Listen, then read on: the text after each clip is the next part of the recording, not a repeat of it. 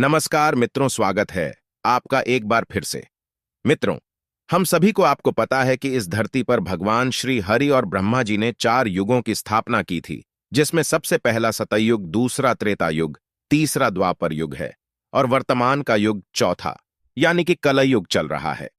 मित्रों, जैसा कि हम जानते हैं, हमारे सभी धर्म ग्रंथों के अनुसार अभी यह कालखंड का चौथा युग यानी कलयुग चल रहा है, जिसे हिंदू धर्म शास्त्रों में सबसे शापित युग बताया गया है।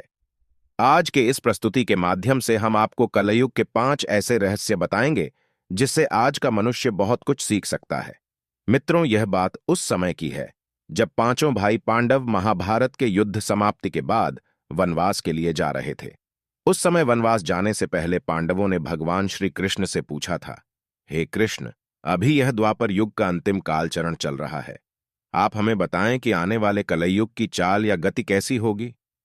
तब भगवान श्री कृष्ण मुस्कुराते हुए कहते हैं, मैं तुम्हें इसका सीधा या सरल उत्तर तो नहीं दे सकता, लेकिन तुम पांचों भाई वनवास के जाने से पूर्व एक बार इस धरती का भ्रमण कर लो तथा जो कुछ भी दिखे वह सभी बातें आकर मुझे बताओ।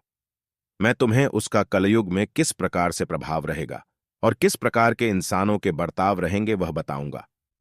मित्रों, उसके बाद पांचों भाई वन में चले गए, लेकिन जब वे वन भ्रमण कर रहे थे तब उन्होंने जो कुछ भी देखा उसे देखकर वे अचंभित रह गए। तो आखिर उन्होंने वन में क्या देखा होगा और श्री कृष्ण ने क्या उत्तर दिया, तो चलिए जानते हैं इस प्रस्तुति के माध्यम से। मित्रों, आगे बढ़ने से पहले हमारे चैनल को सब्सक्राइब अवश्य करें। मित्रों, सबसे पहले युधिष्ठिर ने उत्तर दिया, हे वासुदेव, मैंने तो पहली बार 2 सूंड वाला हाथी देखा। यह मेरे लिए तो बहुत आश्चर्यजनक था। तब इसके जवाब में श्री कृष्ण कहते हैं, इस पापी कलयुग में ऐसे लोगों का ही राज्य होगा जो दोनों ओर से शोषण करेंगे, बोलेंगे कुछ और, करेंगे कुछ और, मन में कुछ और होगा तथा कर्म कुछ और ही होगा। हे भ्राता धर्मराज, ऐसे ही लोगों का कलयुग में राज्य होगा। आप कलयुग आने से पहले तक ही राज कर लो। मित्रों, युधिष्ठिर के बाद अर्जुन ने कहा, मैंने जो देखा वह तो इससे भी ज्यादा आश्चर्यजनक था। मैंने देखा कि एक पक्षी के पंख पर वेद लिखे हुए थे, लेकिन वह पक्षी मुर्दे का मांस खा रहा था। मित्रों, श्री कृष्ण अर्जुन को उत्तर देते हुए कहते हैं, कलयुग में ऐसे ही लोग रहेंगे जो बड़े ज्ञानी, ध्यानी और धर्मात्मा कहलाएंगे। वह ज्ञान की चर्चा तो करेंगे, लेकिन उनका आचरण राक्षसी होगा। वे बड़े पंडित और विद्वान कहलाएंगे, किंतु वह यह देखते रहेंगे कि कौन सा मनुष्य कब मर जाएगा और हमारे नाम अपनी पूरी धन और संपत्ति कर जाए। कलयुग में लोग केवल अपने स्वार्थ के लिए जिएंगे।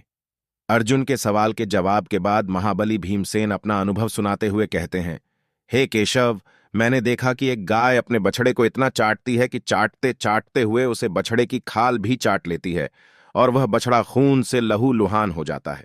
मित्रों, तब श्री कृष्ण कहते हैं, कलयुग का मनुष्य शिशुपाल हो जाएगा। कलयुग में मां की अपने बच्चे के लिए ममता इतनी ज्यादा बढ़ जाएगी कि उन्हें अपने विकास का अवसर ही नहीं मिलेगा। मोह माया में ही घर बर्बाद हो जाएंगे।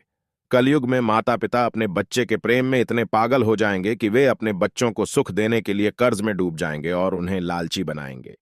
भीम के बाद सहदेव ने बताया कि हे माधव, मैंने देखा कि 5 एक साथ कुओं के बीच में एक गहरा कुआं बिल्कुल खाली है, जबकि ऐसा संभव नहीं हो सकता। फिर श्री कृष्ण उत्तर देते हैं कि कलयुग में लोग अपने लड़के या लड़की के विवाह में, मकान के उत्सवों में या छोटे बड़े उत्सवों त्योहारों में लाखों रुपए खर्च कर देंगे, परंतु पड़ोस में यदि कोई भूखा प्यासा मर रहा होगा तो यह नहीं देखेंगे कि उसका पेट भरा है या नहीं भरा है। उनका अपना ही सगा भूख से मर जाएगा और वह सिर्फ देखते रह जाएंगे। कहने का तात्पर्य यह है कि कलयुग में अन्न भंडार बहुत ज्यादा तो होंगे, परंतु लोग भूख से मर जाएंगे। सहदेव के बाद नकुल ने श्री कृष्ण से कहा, हे मधुसूदन, मैंने देखा कि एक बड़ी सी चट्टान पहाड़ से गिरती है और बड़े से बड़ा भी वृक्ष भी उसे रोकने में सक्षम नहीं हो पाता, किंतु वह चट्टान एक छोटे से पौधे से टकराकर वह रुक जाती है।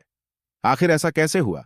तब श्री कृष्ण कहते हैं, कलयुग में मनुष्य की बुद्धि शिथिल हो जाएगी और उसका जीवन पतन हो जाएगा। उस पतन को धन और बड़े से बड़े सत्तारूपी वृक्ष भी रोकने में सक्षम नहीं होंगे, किंतु हरिनाम का छोटा सा शब्द बोलने से मनुष्य जीवन का पतन रुक जाएगा। अतः कलयुग में हरिनाम ही मोक्ष का एकमात्र मार्ग होगा। हे पांडवों, इसीलिए आप द्वापर युग के अंत ही राज कर लो, तत्पश्चात वनवास को जाओ। धर्म के अनुसार तुम्हारे लिए यही उचित है। तो मित्रों, आशा करते हैं आपको यह जानकारी और कथा अवश्य ही पसंद आई होगी। तो सच्ची श्रद्धा से कमेंट में जय श्री कृष्ण अवश्य लिखें।